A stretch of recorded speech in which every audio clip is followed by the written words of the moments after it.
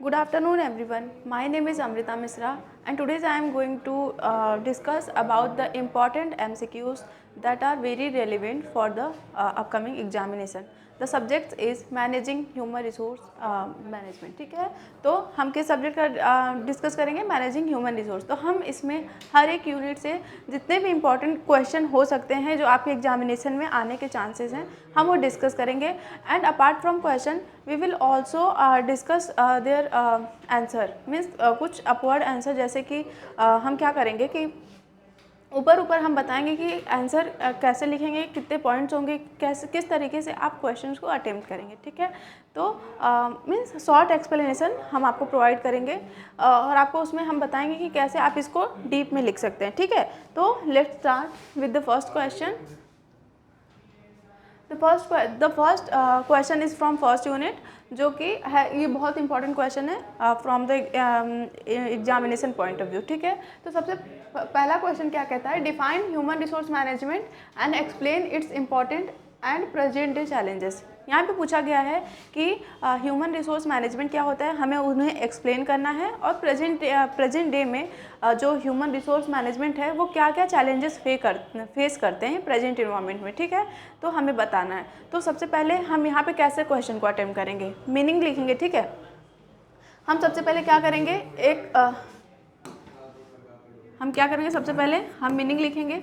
ठीक है, मीनिंग तो लिखेंगे, एक ऐसा मीनिंग जो कम्प्रिहेंसिव हो हम लिखेंगे। बट अगर आप चाहते हैं कि आपको मार्क्स ज़्यादा मिले तो आप क्या करेंगे, किसी राइटर का ह्यूमन रिसोर्स, किसी राइटर का दिया हुआ डेफिनेशन, ठीक है, means definition given by writer,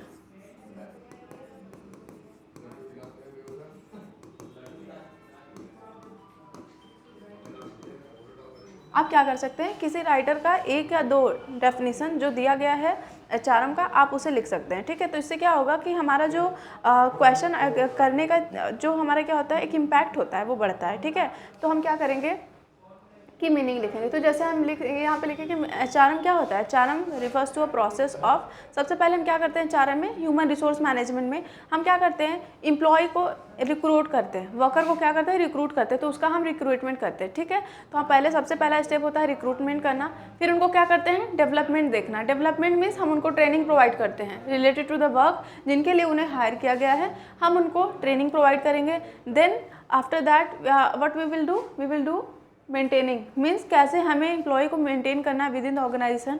ठीक है, लॉन्ग टर्म के लिए। ठीक है, क्योंकि जो बार बार अगर कोई भी एम्प्लॉय जॉब को छोड़ के जाता है तो उससे क्या होता है कि जो कॉस्ट जो है ना, रिक्रूटमेंट कॉस्ट, वो बहुत ज़्यादा हो जाता है, क्योंकि बार बार कंपनी को रिक्रूटमेंट करना होता है एम्प्लॉय का, तो इसमें कंपनी का कॉस्ट बहुत ज़्यादा इंकर्ड होता है। तो इसलिए ये वेरी इंपॉर्टेंट हो जाता है कि हम कैसे अपने एम्प्लॉय को मेनटेन करके रख रहे हैं विद इन द ऑर्गेनाइजेशन। ठीक है, तो मेंटेनिंग, फिर है मोटिवेटिंग, किसके लिए मोटिवेट करना, पर्टिकुलर टास्क के लिए, पर्टिकुलर वर्क के लिए अगर वो कर रहे हैं तो उनको उनमें क्या होना, मोटिवेशन भरना, उनको मोटिवेट करना कि पर्टिकुलर टास्क वो अच्छे से कर सके, टाइमली कंप्लीट कर सके। ठीक है, तो ह्यूमन रिसोर्स जो होता है हमारा मैनेजमेंट, उसमें बहुत सारे एलिमेंट्स होते हैं। तो हम एलिमेंट्स सबसे पहले रिक्रूटमेंट होता है, जिसमें हम क्या करते हैं, हम सेलेक्ट करते हैं एम्प्लॉयज़ को। ठीक है, फिर रिक्रूटमेंट करते हैं, फिर डेवलपमेंट करते हैं, उन्हें ट्रेनिंग एंड डेवलपमेंट प्रोवाइड करते हैं, ट्रेनिंग प्रोवाइड करते हैं related to the particular job for which the employees get hired. फिर हम क्या करते हैं, मेंटेन करते हैं। मेंटेन करते कैसे, उन्हें हम फ्यूचर सिक्योरिटी देके या हम उन्हें सैलरी के बेसिस पे या फैसिलिटीज़ जो within the organization provide होते हैं उन पे हम क्या करते हैं, ऐसा उनको चीज़ें प्रोवाइड करते हैं जिससे वो क्या हो, लॉन्ग टर्म के लिए बिजनेस में रहें, उन्हें जॉब सिक्योरिटी फील हो। फिर उसके बाद हम क्या करते हैं, मोटिवेट करते हैं, किस चीज़ के लिए, पर्टिकुलर जॉब के लिए या पर्टिकुलर वर्क जो उन्हें असाइन किया गया उनको सही तरीके से टाइमली कंप्लीट करने के लिए हम उन्हें मोटिवेट करते हैं एट अ वर्क प्लेस। ठीक है, तो ये सारे हमारे हो जाते हैं। अब ये सारे एक्टिविटी हम क्यों करते हैं, हम क्या करते हैं, एम्प्लॉय को रिक्रूट करते हैं। ठीक है, फिर उनका डेवलपमेंट करते हैं, ट्रेनिंग प्रोवाइड करते हैं, फिर उन्हें मेंटेन करते हैं, फिर उन्हें क्या करते हैं, मोटिवेट करते हैं। तो why these are the activity get perform, we perform these activities with only one motive, that is achieving organisational goal. ठीक है, हम क्यों करते हैं, हम सारे चीज़ें क्यों परफॉर्म करते हैं within the organization, so that the organization goal can be achieved. ठीक है, तो ये हो गया हमारा कंप्रिहेंसिव मीनिंग ऑफ HRM। अब हम क्या कर सकते हैं, इनके साथ, इस मीनिंग के साथ फिर हम नीचे लिख देंगे कि डेफिनेशंस ऑफ HRM। हम डेफिनेशंस में क्या लिखेंगे, कुछ शॉर्ट डेफिनेशंस जो दिए गए हैं, जो स्पेसिफिक राइटर द्वारा दिया गया है, वो डेफिनेशन हम लिख सकते हैं आंसर के, जो आंसर को और भी ज़्यादा अच्छा दिखाने के लिए। ठीक है, फिर अब क्या आता है, इंपॉर्टेंस पूछा है, हम इसमें यहाँ पे इंपॉर्टेंस भी लिख सकते हैं। ठीक है, कि HRM क्यों इंपॉर्टेंट है, जो हम ह्यूमन रिसोर्स मैनेजमेंट करते हैं उसका क्या इंपॉर्टेंस है टुडेज एरा में। ठीक है, तो हम सबसे पहले ये क्या करता है, इंश्योर करता है right person on the right job. ये क्या करता है, HRM में हम क्या करते हैं, हम देखते हैं कि राइट पर्सन को एक्वायर करें राइट जॉब के लिए, मीन्स हम उसी पर्सन को एक्वायर करें उस पोजीशन के लिए जिनके पास मीन्स स्पेसिफिक स्किल हो, नॉलेज हो, पर्टिकुलर जॉब को कंप्लीट करने के लिए जो हमारे ऑर्गेनाइजेशन में वैकेंट है। ठीक है, तो हमको यहाँ पे ये इम्पॉर्टेंट है इसका कि HRM क्या लीड करता है कि हम सही एम्प्लॉय हायर करें फॉर द राइट पोजीशन। ठीक है, तो पहला हमारा ये इंपॉर्टेंस होगा। फिर दूसरा, इम्प्रूव प्रोडक्टिविटी एंड इफिशियंसी। अब कैसे हम प्रोडक्टिविटी और इफिशियंसी को HRM इन्हेंस करता है। HRM में क्या होता है, we had particular employees, after hiring we provide a training and development related to the particular job। ठीक है, हम क्या करते हैं, उन्हें ट्रेनिंग प्रोवाइड करते हैं so that they can learn what how they will perform a particular job, particular activities जो उन्हें असाइन किया गया है। ठीक है, तो हम क्या करते हैं, पहले एम्प्लॉय को हायर करते हैं, फिर उन्हें ट्रेनिंग प्रोवाइड करते हैं। हम ट्रेनिंग प्रोवाइड करते हैं तो उससे क्या हो जाती है कि जो क्या हो जाता है कि हम पर्टिकुलर जॉब जब एम्प्लॉय परफॉर्म करने जाएगा तो उसके जो करेक्टनेस, जो सही होने के चांसेस है वो बढ़ जाते हैं। तो इससे क्या होगा, कॉस्ट रिड्यूस होगा तो अपने आप इफिशियंसी बढ़ेगा। ठीक है, तो ये हमारा हो जाता है सेकेंड कि प्रोडक्टिविटी और इफिशियंसी को बढ़ाता है HRM। ठीक है, फिर थर्ड क्या है, help employees in development and training. कैसे, HRM में हम क्या करते हैं कि हम ट्रेनिंग और डेवलपमेंट प्रोवाइड करते हैं किसे, एम्प्लॉय को, ताकि वो अपने काम को सही तरीके से और विद इन द टाइम वो कंप्लीट कर लें। ठीक है, फिर प्रमोट गुड इंडस्ट्रियल रिलेशन। ठीक है, और HRM इंडस्ट्रियल रिलेशन भी मेंटेन करके चलता है गुड। फिर उसके बाद क्या है, इनहेंस ऑर्गेनाइजेशनल ग्रोथ। जब हमारा टाइमली सही तरीके से बिजनेस का, ऑर्गेनाइजेशन का गोल अचीव हो जाएगा तो इससे क्या होता है, ग्रोथ और डेवलपमेंट ऑफ द ऑर्गेनाइजेशन अपने आप होता है। ठीक है, तो ये सारे हमारे क्या हो गए, इंपॉर्टेंस हो गए। अब हम देखते हैं present day challenges. Means question में पूछा गया है कि जो HRM है वो प्रेजेंट डे में, human resource management present day में क्या क्या चैलेंजेस, क्या क्या चीज़ें फेस कर रही हैं, उन्हें क्या क्या चैलेंजेस फेस कर रहे हैं। ठीक है, तो यहाँ पे सबसे पहले टेक्नोलॉजी चेंजेस, जो क्या है कि हम देख रहे हैं क्विकली जो हमारे जो इन्वायरमेंट में क्या है, टेक्नोलॉजी चेंज होते रहे। हम एनालाइज भी नहीं कर पाते हैं कि कब पर्टिकुलर टेक्नोलॉजी चेंज हो है, कब मार्केट में पर्टिकुलर चीज़ को करने के लिए नए नए टेक्नोलॉजी आ जाते हैं। ठीक है, तो जब हम HRM करते हैं, HRM ह्यूमन रिसोर्स मैनेजमेंट करते हैं तो क्विकली अडॉप्ट करने में थोड़ा बहुत ज़्यादा डिफ़िकल्टी होती है।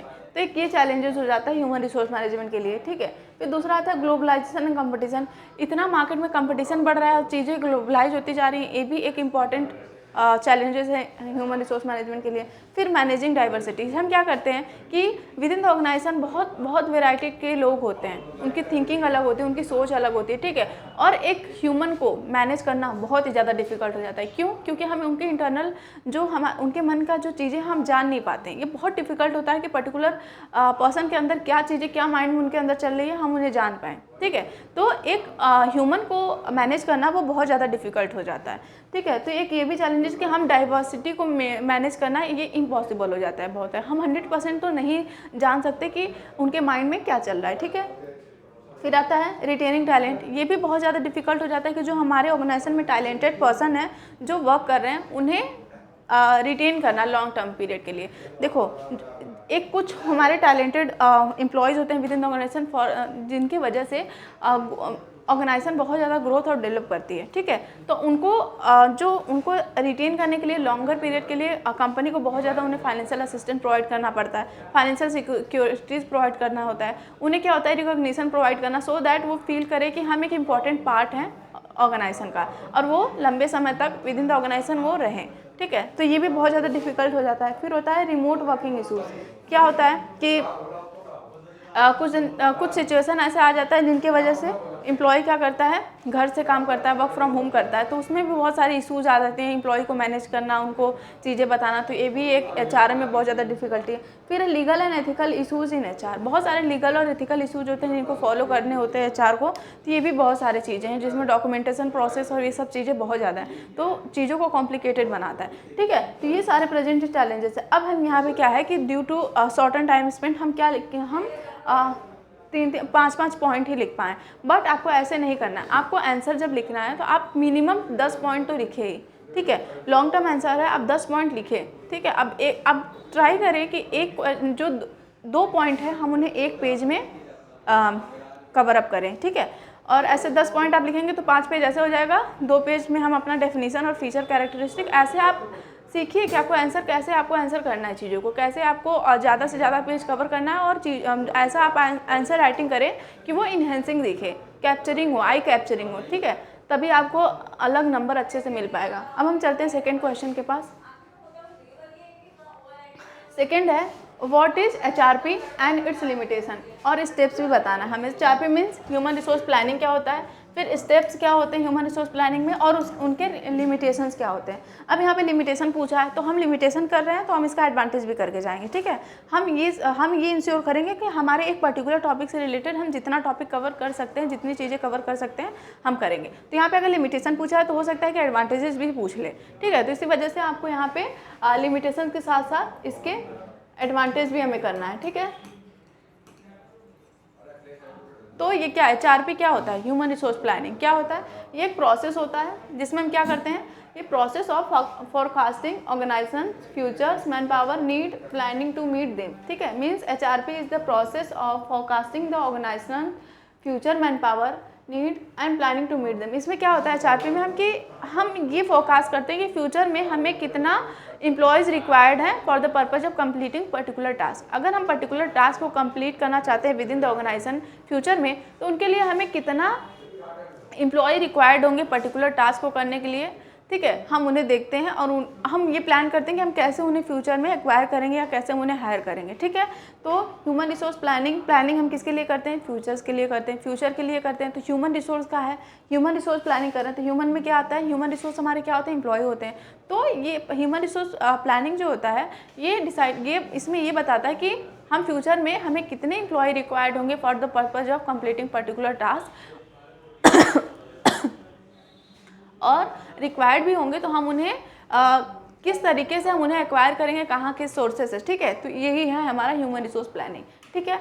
अब देखो ह्यूमन रिसोर्स प्लानिंग हम बहुत शॉर्ट में डेफिनेशन दिए हैं, ठीक है। आप क्या करेंगे, आप इनको और कम्प्रिहेंसिव वे में लिखिए, 3-4 पॉइंट आप एक्स्ट्रा लिखिए, ठीक है। फिर उनका फीचर्स लिख के उन्हें कुछ समझाइए कि ह्यूमन रिसोर्स प्लानिंग होता क्या है, ऐसे आप क्वेश्चन को अटेम्प्ट करिए। फिर क्या है, स्टेप्स और प्रोसेसेस हमें बताना है।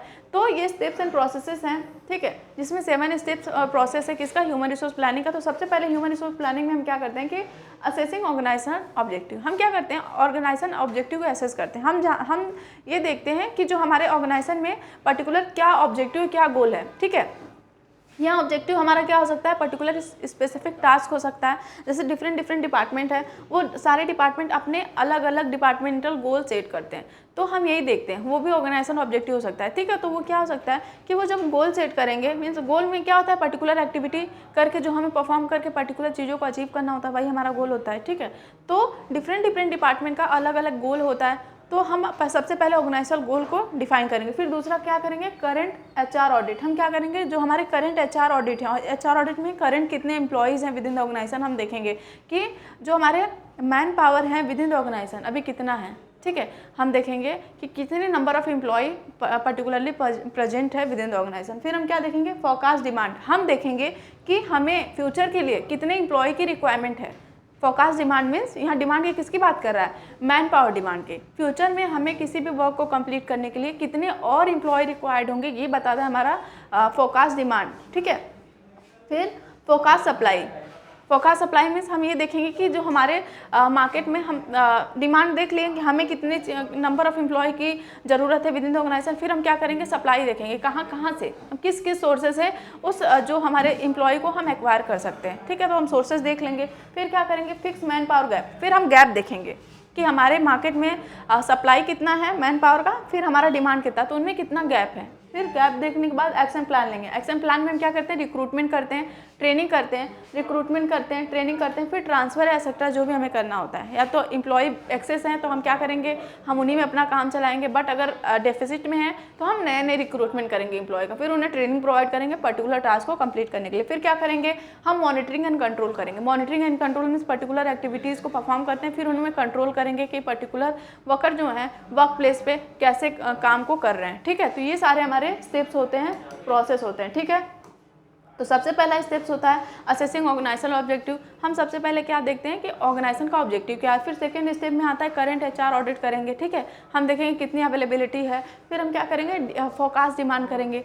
हम क्या करेंगे, देखेंगे फ्यूचर में हमें कितने % की रिक्वायरमेंट है for the purpose of particular task को कंप्लीट करने को। फिर हम क्या देखेंगे, सप्लाई कितना है मार्केट में।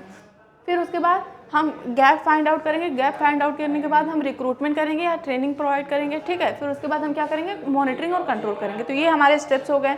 अब आता है हमारा लिमिटेशंस क्या है ह्यूमन रिसोर्स प्लानिंग का। तो लिमिटेशंस में हम क्या देखते हैं कि क्या क्या कमियां हैं। तो सबसे पहले हो गया अनसर्टेनिटी ऑफ फ्यूचर। हम क्या करते हैं, यहाँ पे फोरकास्ट करते हैं। फोरकास्ट मीन्स हम फ्यूचर के बारे में एनालिसिस करते हैं कि कितना हमें नंबर ऑफ एम्प्लॉयज़ रिक्वायर्ड होंगे पर्टिकुलर टास्क को कंप्लीट करने। लेकिन हम प्रेजेंट में रह के फ्यूचर को 100% सर्टेनिटी के साथ नहीं फोरकास्ट कर सकते, क्योंकि फ्यूचर हमारा अनसर्टेन होता है। ठीक है, तो यहाँ पे यही डिसएडवांटेज है कि फ्यूचर अनसर्टेन होता है तो कभी भी कुछ भी चेंज हो सकता है। ठीक है, तो यहाँ पे 100% एक्यूरेट फोरकास्टिंग का हम 100% एक्यूरेट फोरकास्टिंग हम नहीं कर सकते। ठीक है, फिर दूसरा आता है लैक ऑफ एक्यूरेट डेटा। बहुत सारी मतलब ये होते हैं कि हम फोरकास्ट तो करते हैं फ्यूचर से रिलेटेड, लेकिन हमारे जो अवेलेबिलिटी ऑफ डेटा होते हैं उनके उसमें बहुत सारे एकदम एग्जैक्ट डेटा नहीं हमारे पास अवेलेबल होते हैं, जिनकी वजह से हम 100% क्या करें, फोरकास्ट कर सकें। फिर आता है हमारा रेजिस्टेंस फ्रॉम एम्प्लॉय। कुछ एम्प्लॉय क्या करते हैं विद इन द ऑर्गेनाइजेशन, जो एम्प्लॉय वो नए एम्प्लॉय को हायर नहीं करना चाहते हैं, ताकि क्योंकि वो सोचते हैं अगर नए नए एम्प्लॉयज़ आएंगे तो उनके अंदर नए नए टैलेंट होंगे, तो ऑब्वियस से बात है कि उनकी जो इंपॉर्टेंस है विद इन द ऑर्गेनाइजेशन वो कम हो जाएगी। तो इस वजह से वो रेसिस्ट करते हैं कि वो नए एम्प्लॉय ना आए विद इन द ऑर्गेनाइजेशन। फिर क्या है, टाइम कंज्यूमिंग और कॉस्टली। ह्यूमन रिसोर्स प्लानिंग में हम क्या करते हैं, क्रिएटिव और एनालिटिकल थिंकिंग को लगा के हम फोरकास्ट को एनालाइज करते हैं, और ये बहुत ज़्यादा टाइम टेकिंग होता है, कॉस्टली भी होता है। क्यों, क्योंकि हम फोरकास्ट से नहीं करते बल्कि हम उन्हें एक्वायर भी करते हैं, हम उन्हें क्या करते हैं, रिक्रूटमेंट भी करते हैं, उन्हें ट्रेनिंग प्रोवाइड करते हैं। तो ये टाइम टेकिंग और कॉस्टली प्रोसेस है। ठीक है, फिर आता है हमारा not suitable for small enterprises. ठीक है, ये जो ह्यूमन रिसोर्स प्लानिंग है वो स्मॉल इंटरप्राइज के लिए सूटेबल नहीं है। क्यों, क्योंकि इसमें बहुत ही ज़्यादा पैसा और समय लगता है। ठीक है, तो ये इतना मतलब हैसियत नहीं होता है स्मॉल बिजनेस के पास कि वो इतने कॉस्ट को बियर कर सके। ठीक है, तो ये सारे हमारे एडवांटेजेस हो गए और स्टेप्स हो गए। तो इस तरीके से हमें क्वेश्चन को अटेम्प्ट करना है। अब आते हैं थर्ड क्वेश्चन पे। थर्ड क्वेश्चन जो हमारा है, ये 2 क्वेश्चन जो है फर्स्ट यूनिट से बहुत ज़्यादा इंपॉर्टेंट है, तो आप इसको अच्छे से कवर कर लीजिएगा। ठीक है, फिर हमारा जो सेकंड क्वेश्चन आता है वो किससे रिलेटेड है, सेकंड यूनिट से रिलेटेड है। और second unit our second unit deals with job analysis, recruitment और सिलेक्शन। ठीक है, हम क्या करेंगे, जॉब एनालिसिस के बारे में देखेंगे, रिक्रूटमेंट और सिलेक्शन के बारे में, इसी से क्वेश्चन आएंगे। ठीक है, तो सबसे पहला क्वेश्चन हम देखते हैं कि what is job analysis. Job analysis क्या होता है और एक्सप्लेन इट्स प्रोसेस, इसके प्रोसेसेस बताने हैं। ठीक है, तो जॉब एनालिसिस के यहाँ पे प्रोसेस पूछे हैं, तो अब यहाँ पे हमें क्या करना है, इसका एडवांटेजेस भी दिख लेना है, मेरिट। ठीक है, मेरिट्स और डीमेरिट्स, फीचर्स भी आप देख लीजिएगा। ठीक है, इवन आप क्या है ना कि जैसे 100% चीज़ें नहीं होती हैं कि आप 100% चीज़ें आप पढ़ के जाएं वही आ जाए। ठीक है, तो इसमें क्या होगा, अगर आप कॉन्सेप्ट को बहुत अच्छे से पढ़े होंगे, रीड किए होंगे, समझे होंगे, तो आप कोई भी क्वेश्चन बना सकते हैं। आप एडवांटेजेस भी बना सकते हैं, डिसएडवांटेजेस भी बना सकते हैं और फीचर्स भी बना सकते हैं उसी पॉइंट ऑफ टाइम पे। ठीक है, तो आप चीज़ों को समझने का ट्राई किया करिए, ना कि रटने का। ठीक है, तो अब यहाँ पे पूछा है जॉब एनालिसिस क्या होता है और एक्सप्लेन इट्स प्रोसेस। तो जॉब एनालिसिस क्या होता है, एक प्रोसेस होता है collecting information about duties, responsibilities and condition of a job. जो एक होता है जॉब एनालिसिस, एक होता है job specification, job description, job specification क्या होता है और जॉब एनालिसिस क्या होता है। ठीक है, तो पहले हम जॉब एनालिसिस के बारे में हम डिस्कस कर लेते हैं। ये जो यूनिट है बहुत ज़्यादा कन्फ्यूजिंग है, तो आपको हर टॉपिक से रिलेटेड क्लियर रहना पड़ेगा। ठीक है, तो जॉब एनालिसिस क्या होता है, जॉब एनालिसिस एक ब्रॉड टर्म होता है जिसमें हम क्या करते हैं, अपने जॉब से रिलेटेड मीन्स जॉब क्या है, रिस्पॉन्सिबिलिटी क्या हमें बियर करनी होगी और ड्यूटीज़ क्या होंगी हमारी और कंडीशन क्या होगा जॉब करने का।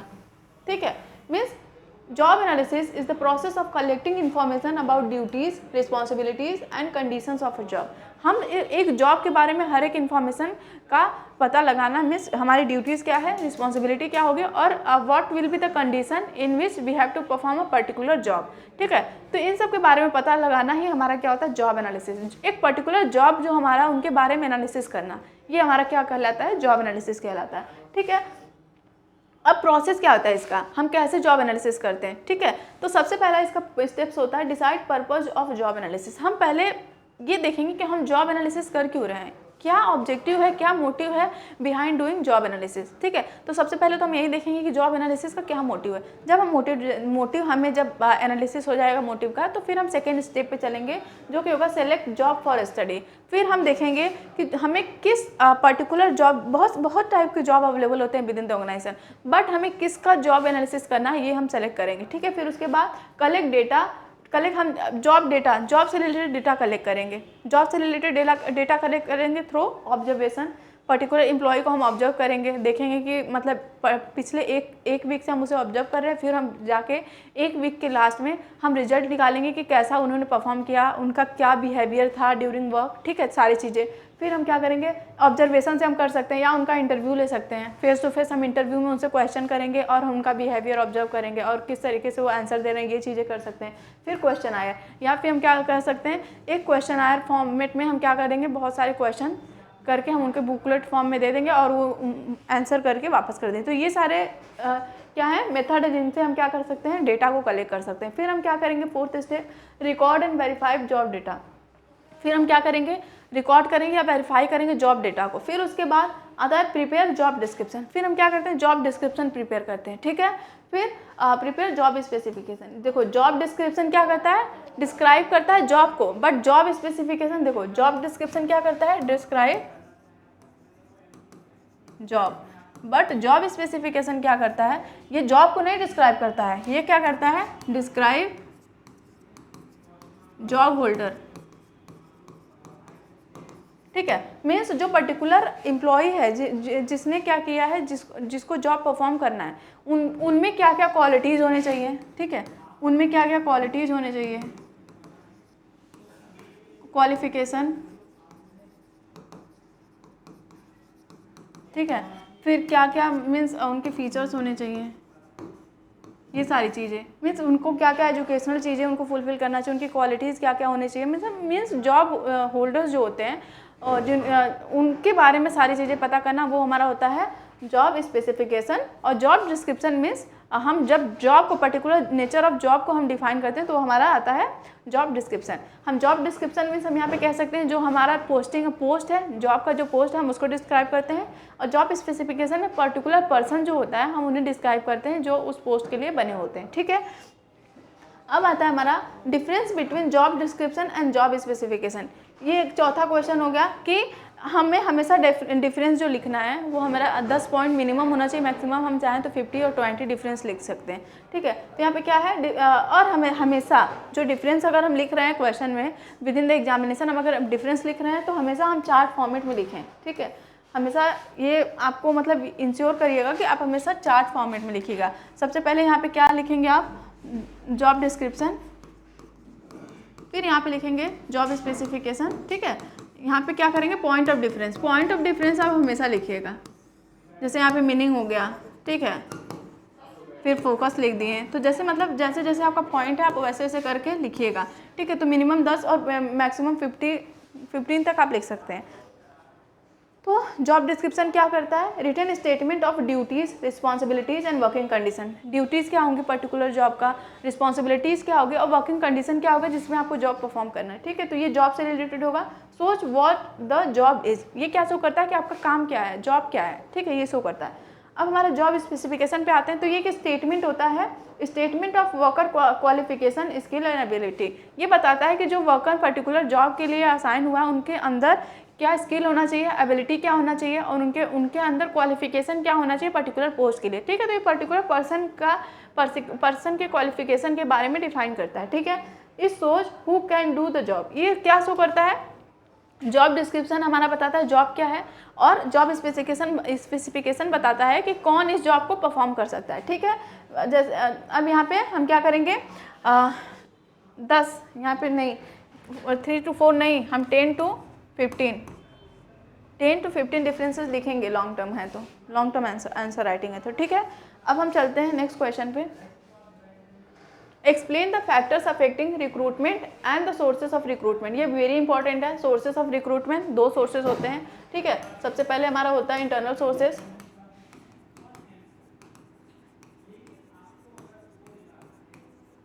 दूसरा होता है एक्सटर्नल सोर्सेज।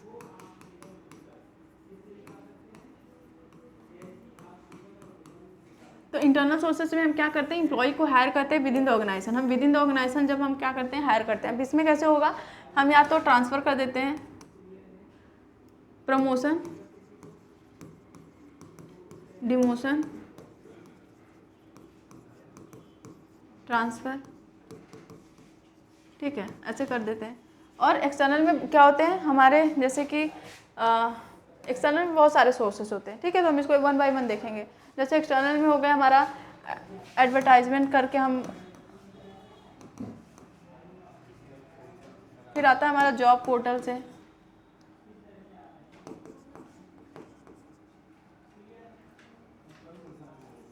कैंपस प्लेसमेंट,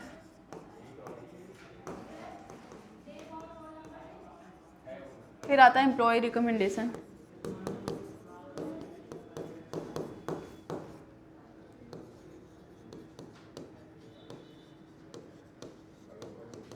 ठीक है, फिर एम्प्लॉयमेंट एक्सचेंज,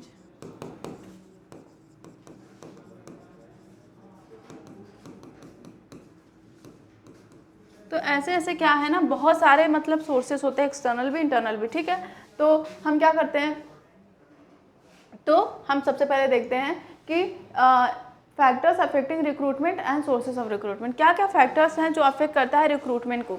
रिक्रूटमेंट क्या करता है, हम इसमें क्या करते हैं, वर्कर को रिक्रूट करते हैं। और रिक्रूटमेंट होने के क्या क्या फैक्टर्स होते हैं, सबसे पहला इंटरनल पॉलिसीज़ हो गया, मीन्स क्या पॉलिसीज़ कहता है एम्प्लॉय के जो सिलेक्शन के लिए या उनके रिक्रूटमेंट के लिए इंटरनल पॉलिसीज़ क्या कहता है, ये भी हमारा इफेक्ट करता है। फिर दूसरा होता है ऑर्गेनाइजेशन का साइज़ कितना है और इमेज क्या है। ऑर्गेनाइजेशन का साइज अगर लार्ज है तो हम लार्ज जो है recruitment, large number of recruitment करेंगे, अगर स्मॉल है तो स्मॉल करेंगे। फिर आता है हमारा लेबर मार्केट कंडीशन, क्या है हमारे लेबर मार्केट में कितना अवेलेबिलिटी है वर्कर का, ये भी हमारे फैक्टर्स हैं। फिर आता है government rules and reservation policies. Reservation policies ये होता है कि अगर हम कोई भी रिक्रूटमेंट या कुछ भी चल रहा है गवर्नमेंट ऑर्गेनाइजेशन या कहीं भी, तो वहाँ पे क्या होता है, रिजर्वेशन मिलता है कुछ लोगों को, जैसे ST SC हो गए, ठीक है, तो उनको रिजर्वेशन मिलता है कुछ % का, तो ये भी हमारा इफेक्ट करता है। फिर आता है कॉस्ट ऑफ रिक्रूटमेंट, रिक्रूटमेंट का कॉस्ट हाई है या लो है, तो ये भी हमारा रिक्रूटमेंट का फैक्टर्स है। फिर टेक्नोलॉजी नीड, क्या क्या टेक्नोलॉजी नीडेड है रिक्रूटमेंट पर्पज़ के लिए, तो ये सारे जो क्या है हमारे फैक्टर्स हैं जो अफेक्ट करेंगे रिक्रूटमेंट प्रोसेसेस को। ठीक है,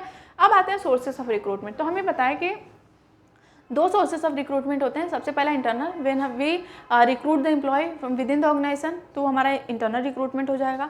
एक्सटर्नल रिक्रूटमेंट में क्या होता है, when we go outside for the purpose of recruitment, जब हम आउटसाइडर से हम क्या करें, अपने रिक्रूटमेंट प्रोसेस को फुलफिल करें, तो उसे हम क्या बोलेंगे, एक्सटर्नल रिक्रूटमेंट। फिर उसमें क्या हो सकता है, इंटरनल में क्या होता है, प्रमोशन। प्रमोशन में क्या होता है कि हम जो हमारा एग्जिस्टिंग जॉब रिस्पॉन्सिबिलिटी है उससे और ऊपर पोजीशन हमें मिल जाता है, तो वो प्रमोशन हो जाता है। फिर ट्रांसफ़र, ट्रांसफ़र सेम लेवल पे होता है। आप एक ऑर्गेनाइजेशन से क्या करेंगे, सेम दूसरे ब्रांच में ट्रांसफ़र हो जाएंगे। एक डिपार्टमेंट से आप दूसरे डिपार्टमेंट ट्रांसफ़र हो जाएंगे, और ट्रांसफ़र होगा तो हमारा रोल्स और रिस्पॉन्सिबिलिटी सेम होगा। ठीक है, और एम्प्लॉय रेफरल, ठीक है, पर्टिकुलर जो एग्जिस्टिंग एम्प्लॉय है वो रिकमेंड कर दे, रिफ़र कर दे अपने किसी जाने पहचाने लोग को जो उस पोस्ट के लिए, पोजीशन के लिए सूटेबल है, तो ये हमारे इंटरनल हो गया। एक्सटर्नल में क्या होता है, एडवर्टीजमेंट दे सकते हैं, ठीक है, जॉब कैंपस प्लेसमेंट कर सकते हैं, विद इन द कॉलेज जाके हम क्या कर सकते हैं, कैंपस प्लेसमेंट कर सकते हैं, तो ये सारे एक्सटर्नल है। अब स्टेजेस देख लेते हैं। ठीक है, स्टेजेस में क्या है सिलेक्शन प्रोसेस का, तो सबसे पहला होता है प्रीलिमिनरी स्क्रीनिंग करना। जैसे कि हम क्या करते हैं, अगर हम किसी भी कोर्स के लिए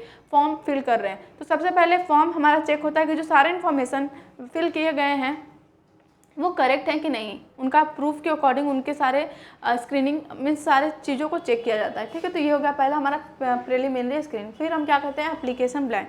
फिर एप्लीकेशन ब्लैंक को चेक करते हैं। फिर आता है हमारा रिटन टेस्ट लेते हैं, हम कुछ रिटन टेस्ट लेंगे, हम उनमें कुछ वर्कर या जो एम्प्लॉय है या स्टूडेंट को, कैंडिडेट को हम क्या करेंगे, एलिमिनेट करेंगे। फिर आता है इंटरव्यू, जब रिटन इंटरव्यू जो क्वालिफाई करेगा वो आएगा हमारा इंटरव्यू में। इंटरव्यू में क्या होता है, पर्सनल डिस्कशन होता है, ठीक है, फेस टू फेस डिस्कशन होता है, और जो हमारे इंटरव्यू पैनल होंगे वो क्वेश्चन आस्क करेंगे और जो कैंडिडेट होंगे उनको रिप्लाई करना है, ठीक है। फिर इंटरव्यू जो स्टूडेंट या कैंडिडेट इंटरव्यू को क्वालिफाई किया, फिर आएंगे हमारा ग्रुप डिस्कशन। ग्रुप डिस्कशन के बाद आता है मेडिकल टेस्ट, जो ग्रुप डिस्कशन पास करेगा वो उसका फिर मेडिकल टेस्ट होगा। फिर बाद में रेफरेंस चेक होगा। रेफरेंस चेक मीन्स उनका बैकग्राउंड क्या है, ठीक है, उनका बैकग्राउंड मीन्स कोई इलीगल एक्टिविटीज़ से या क्रिमिनल एक्टिविटीज़ से रिलेटेड नहीं है तो उनका रेफरेंस चेक होता है। फिर होता है फाइनल सिलेक्शन, तो एम्प्लॉय फाइनली सेलेक्ट हो जाता है पर्टिकुलर पोस्ट के लिए।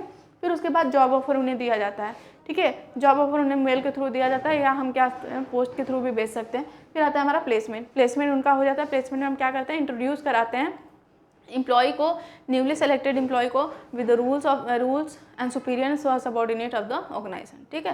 तो ये सारे हमारे प्रोसेसेस होते हैं, तो अच्छे से आप देख लीजिएगा। अब आता है 7th question, what do you mean by socialization and induction, why they are important. Socialization और इंडक्शन में क्या डिफरेंस है और ये क्यों इम्पोर्टेंस है, ठीक है। तो देखो इंडक्शन क्या होता है, इंडक्शन एक प्रोसेस होता है जिसमें हम क्या करते हैं, introducing a newly selected employ with the job, जो उनका जॉब है उनसे इंट्रोड्यूस कराना, या उनके जो सुपीरियर या सबॉर्डिनेट है, वर्किंग इन्वायरमेंट है, सबसे इंट्रोड्यूस कराना हम क्या कहेंगे, induction means introducing newly selected employees to the organization rules culture. Organization का रूल क्या है, कल्चर क्या है, उनको क्या है, इन सबको इंट्रोड्यूस कराना।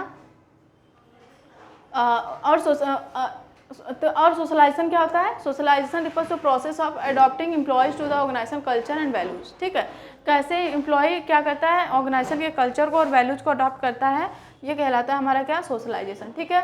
तो अब इसका इंपॉर्टेंस देखो, ये एंग्जाइटी को रिड्यूस करता है और कॉन्फिडेंस बनाता है एम्प्लॉयज़ का, ठीक है। Help employees quickly to settle quickly, reduce turnover और इम्प्रूव जॉब सेटिस्फैक्शन को भी इम्प्रूव करता है, ठीक है। तो ये हमारे सारे क्या हो गए, इंपॉर्टेंस हो गए।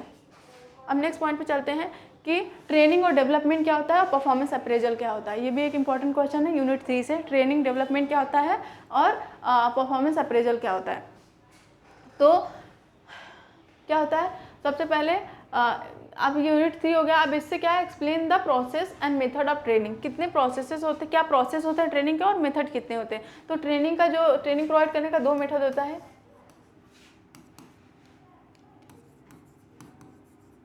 ऑन द जॉब ट्रेनिंग, दूसरा होता है of the job training,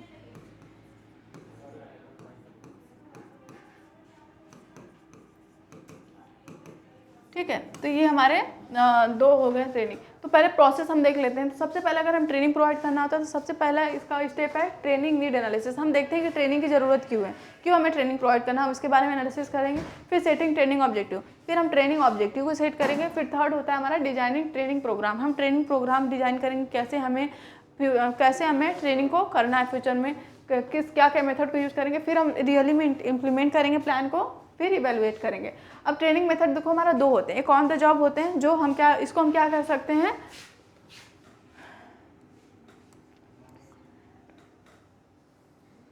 learning by doing. हम क्या करते हैं, यहाँ पे सीखते हैं, काम करते हुए जब हम किसी सीखते हैं तो उसे हम बोलते हैं on the job training. Of the job training में हम क्या करते हैं, जब मीन्स हम क्या करते हैं, पहले हम चीज़ों को सीख लेते हैं फिर काम पे करते हैं, ठीक है। तो कोचिंग, जॉब रिटेंशन, अप्रेंटिसशिप जो होता है वो हमारा आता है ऑन द जॉब में। और ऑफ द जॉब में क्या होता है, लेक्चर्स, रोल पे केसेस। तो ये आप इन सब के बारे में अच्छे से पढ़ लीजिएगा, ठीक है। On the job training, of the job training, आप सबके मेथड, एडवांटेज, डिसएडवांटेज, फीचर्स आप अच्छे से कर लीजिएगा, ठीक है। तो ये हमारा हो गया। अब हम नेक्स्ट चलते हैं कि what is performance appraisal, explain it's method. Performance appraisal क्या होता है, परफॉर्मेंस अप्रेजल में हम क्या करते हैं, एम्प्लॉय के परफॉर्मेंस को इवेल्युएट करते हैं, उनके स्ट्रेंथ और वीकनेस को देखते हैं, ठीक है, कि क्या कैसा एम्प्लॉय का परफॉर्मेंस रहा प्रीवियस ईयर में, और उनका किस पोजीशन में, किस एरिया में उनका स्ट्रेंथ है, और किस एरिया में वो कमज़ोर हैं या वीकनेस है, ठीक है। तो अब इसके 2 मेथड होते हैं, ट्रेडिशनल मेथड होते हैं और मॉडर्न मेथड होते हैं, ठीक है। ये मॉडर्न मेथड है, और भी हमें लग रहा है 1-2 मॉडर्न मेथड होगा, इतना इंपॉर्टेंट है, ठीक है। तो आप इसको कर लीजिएगा। हो सकता है कि शॉर्ट क्वेश्चन में आपको ये 360 डिग्री अप्रेजल के नाम से ऐसे दे दे। तो आप जो ये सारे मॉडर्न मेथड है उनके एडवांटेजेस, ठीक है, मेरिट और डीमेरिट जरूर कर लीजिएगा, ठीक है। ये जो मॉडर्न मेथड है, हो सकता है आपको मीन्स क्या, जो शॉर्ट टाइप क्वेश्चन होते हैं तो जिसमें कि एक क्वेश्चन के अंदर 3-4 क्वेश्चन देते हैं, उसमें आ सकता है, ठीक है। तो ये सारी चीज़ें आप अच्छे से पढ़ लीजिएगा। ये सारे ट्रेडिशनल मेथड होते हैं, मॉडर्न मेथड होते हैं, ठीक है, तो अच्छे से कर लीजिएगा इसको। अब आते हैं 10th क्वेश्चन पे, discuss the common errors in the performance appraisal processes. अगर हम परफॉर्मेंस अप्रेजल करते हैं एम्प्लॉयज़ का तो उसमें क्या क्या कॉमन एरर होते हैं, ये भी बहुत ज़्यादा इंपॉर्टेंट है, इनके बारे में भी आप अच्छे से पढ़ लीजिएगा। सबसे पहले आता है हेलो इफेक्ट, जो एरर होता है। हेलो इफेक्ट क्या होता है, व्हेन द इवैल्यूएटर जज the employ based on one good quality and because of that one quality they give high rating. देखो जैसे क्या है, एम्प्लॉय क्या हुआ, सुबह सुबह आया और वो बहुत अच्छे से तरीके से काम कर रहा है। अब वहाँ पे क्या है, सीनियर आया और देख लिया कि एम्प्लॉय बहुत अच्छा काम करता है, कितने अच्छे से कर रहा है, तो उस एक ट्रेड के बेसिस पे उसको पूरे ईयर का इवैल्यूएशन कर लेना, तो उसे क्या कहते हैं, हेलो इफेक्ट। मीन्स एक क्वालिटी एक ट्रेड को देख के पूरे चीज़ों को जज कर लेना, ये आता है हमारा हेलो इफेक्ट, ठीक है। If employ is very polite the manager may assume that he is good in all task. ये पोलाइट है तो मैनेजर ने ये एज्यूम कर लिया कि वो सारे टास्क में अच्छा परफॉर्म करता है, ठीक है। तो ये हमारा पहला एरर है। दूसरा होता है लेनियंसी एरर, दूसरा होता है हमारा लेनियंसी एरर, ठीक है। ये क्या होता है, when the evaluator give higher rating than the employee actually deserve। क्या होता है ये कि इवेल्यूएटर जो होता है वो हायर रेटिंग दे देता है वर्कर को than the actually deserve because they want to be kind, avoid a conflict, maintain a good relation, ठीक है। वो क्या करता चाहता है, वो क्योस और कॉन्फ्लिक्ट को अवॉइड करना चाहता है और गुड रिलेशन को प्रमोट करना चाहता है, इस वजह से ये करते हैं। तो ये एक एरर हो जाता है। फिर होता है स्ट्रिक्टनेस एरर। ये क्या होता है, अपोजिट ऑफ लीनियंसी। इसमें क्या है कि जानबूझ के जो एम्प्लॉय पर्टिकुलर चीज़ को क्या करता है, वो उसके एलिजिबल भी है, मीन्स ज़्यादा मार्क्स के एलिजिबल भी है, फिर भी जो क्या होता है, पर्टिकुलर जो हमारा सुपरवाइजर होते हैं वो अपने स्ट्रिक्टनेस की वजह से कम मार्क्स दे देते हैं एम्प्लॉय को, या ठीक है। तो ये होता है हमारा, मीन्स देखो give lower rating to everyone even if they perform well. वो अच्छा भी परफॉर्म कर रहे हैं, फिर भी सुपरवाइजर द्वारा उन्हें, सुपीरियर द्वारा उन्हें कम रेटिंग दिया जाता है। तो ये हमारा होता है स्ट्रिक्टनेस एरर, ठीक है। फिर होता है सेंट्रल टेंडेंसी एरर। ये क्या होता है, when the evaluator avoid giving very high और very low rating and give average rating to everyone. यहाँ पे एवरेज रेटिंग दिया जाता है, ना कि सबसे हाई या लो रेटिंग देना, ठीक है। देखो यहाँ पे giving all employees 3 out of 5 to be safe, means सारे एम्प्लॉय को 5 मार्क्स का क्वेश्चन है तो 3 मार्क्स सबको दे देना, ठीक है। अब नेक्स्ट चलते हैं। अब आता है रिसेंसी इफेक्ट। ये क्या होता है, when the evaluator gives rating based on recent performance. क्या होता है, रिसेंट परफॉर्मेंस के बेसिस पे जब क्या हो, परफॉर्मेंस अप्रेजल हो, instead of judging employees performance for the whole year. हम होल ईयर के परफॉर्मेंस को ना देख के हम करंट ईयर में जो परफॉर्मेंस है उसके बेसिस पे हम होल ईयर का क्या कर दे रहे हैं, परफॉर्मेंस अप्रेजल कर दे रहे हैं, तो इसे हम कहते हैं रिसेंसी इफेक्ट्स, ठीक है। अब होता है पर्सनल बायास और prejudice effect. When the evaluator allow their personal likes dislike to affect the rating, ठीक है। जैसे कि वो अपने पर्सनल लाइक्स और डिसलाइक को बीच में घुसा रहा है ताकि रेटिंग डिफरेंस हो जाए, ठीक है। तो ये भी होता है। फिर होता है एक तो स्टेरियोटाइपिंग व्हेन द इवैल्यूएटर जज the employees based on general assumption, ठीक है। जनरल अजम्पशन बना लिया, उसके बेसिस पे सारे ग्रुप को जज कर लिया, तो ये हमारा होता है क्या, स्टेरियोटाइपिंग, ठीक है। Assuming young employees are careless और ओल्डर एम्प्लॉयज आर स्लो, ठीक है। तो ये पहले से अज्यूम कर लेना विदाउट रियलिटी चेक किए, ठीक है। तो ये सारे हमारे एरर हैं। अब क्या है, यूनिट 4 से देखो compensation planning and industrial relation से क्या क्वेश्चन आते हैं। इसका सबसे important question, explain the objective of compensation. Compensation क्या, ऑब्जेक्टिव क्या होता है। तो सबसे पहले कंपनसेशन का आप मीनिंग पता लिखिएगा, ठीक है, मीनिंग लिखिएगा, ठीक। फिर ऑब्जेक्टिव लिखिएगा, ठीक। फिर क्या है, on principle of ways and salary administration, फिर प्रिंसिपल लिखिएगा। अगर क्वेश्चन में हमें ऑब्जेक्टिव पूछ लिया, मीनिंग नहीं पूछा, तो ऐसा नहीं कि हम ऑब्जेक्टिव से स्टार्ट करें। सबसे पहले आप मीनिंग बताइएगा, ठीक है। फिर आप क्या करिएगा, दूसरा चीज़ें लिखिएगा। तो सबसे पहला कंपनसेशन क्या होते हैं, जो हम वर्कर को प्रोवाइड करते हैं, जो कि वो एफर्ट देते हैं, काम करते हैं विद इन द ऑर्गेनाइजेशन, उसके रिटर्न में जो भी हम उन्हें प्रोवाइड करते हैं अमाउंट, उसको हम कंपनसेशन बोलते हैं। ठीक है, तो ऑब्जेक्टिव क्या आता है, कंपनसेशन का सबसे अच्छा मोटिव होता है कि स्किल एम्प्लॉय को अट्रैक्ट करना। अगर हम good amount of salary provide कर रहे हैं तो इससे स्किल एम्प्लॉय क्या होते हैं, लॉन्ग टर्म के लिए विद इन द ऑर्गेनाइजेशन रहेंगे। फिर दूसरा होता है मोटिवेट वर्कर, वर्कर को मोटिवेट करने के लिए at the work place salary और कंपनसेशन बहुत इंपॉर्टेंट होता है। फिर रिटेन टैलेंट, हम जो स्किल्ड एम्प्लॉई हैं विद इन द ऑर्गेनाइजेशन, उनको लॉन्ग टर्म के लिए हम होल्ड करने के लिए हम क्या करते हैं, कंपनसेशन हेल्प करता है। फिर क्या आता है, ensure fairness and equity, equity और फेयरनेस को प्रमोट करने के लिए। फिर comply with the legal standard, और भी बहुत ज़्यादा होंगे। ठीक है, 10 पॉइंट आप लिखिएगा मिनिमम, हम बार बार बोल रहे हैं मिनिमम 10 पॉइंट होना ही चाहिए। फिर है प्रिंसिपल, अब क्या है प्रिंसिपल, देखो एक्सटर्नल इक्विटी, इंटरनल इक्विटी। ठीक है, हम देखेंगे external fairness, flexibility, simplicity. Means wages कैसा होना चाहिए, एक्सटर्नली हम देख लें कि बाहर लोगों को कितना पेमेंट हो रहा है, उसके अकॉर्डिंग हम अपने वेजेस कितना अमाउंट पे करना है उसे डिसाइड करें। फिर इंटरनल भी हम देख लें कि फेयरनेस और इक्विटी मेंटेन हो रहा है या नहीं। फिर फेयरनेस मीन्स हम जो मतलब इतना कंपनसेशन देना चाहिए कि जो अपना स्टैंडर्ड ऑफ लिविंग है, जो एक मिडिल क्लास फैमिली या जो भी है वो अच्छे से अपने आप को सर्वाइव कर सके, इतना तो उन्हें सैलरी मिलना चाहिए। फिर आता है फ्लेक्सिबिलिटी, सैलरी जो होता है वो रिजिड नहीं होना चाहिए, फ्लेक्सिबल होना चाहिए। ठीक है, और सिंप्लिसिटी, बहुत ईजी टू कैलकुलेट होना चाहिए, कॉस्ट इफेक्टिवनेस भी होना चाहिए। ठीक है, तो ये सारे प्रिंसिपल हैं, और भी ज़्यादा प्रिंसिपल होंगे, आप अच्छे से देख लीजिएगा इस सब चीज़ों को।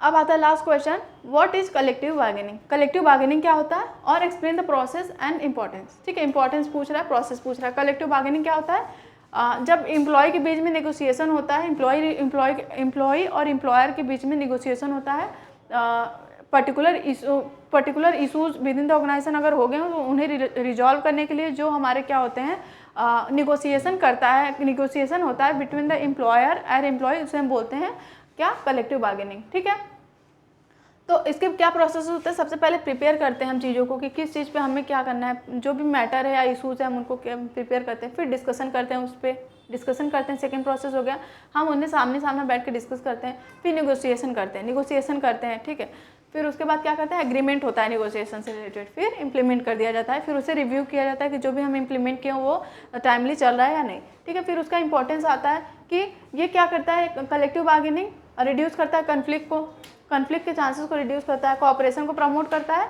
और बेटर वेजेस और कंडीशन को प्रमोट करता है, फिर इंडस्ट्रियल पीस को भी प्रमोट करता है। ठीक है, तो ये सारी चीज़ें आप अच्छे से देख लीजिएगा, और अच्छे से इसको और भी ज़्यादा पॉइंट डाल के आप अच्छे से क्वेश्चन को प्रिपेयर कर लीजिएगा। ठीक है, तो ये था हमारा आज के लिए सब चीज़ें। तब तक के लिए थैंक यू वेरी मच।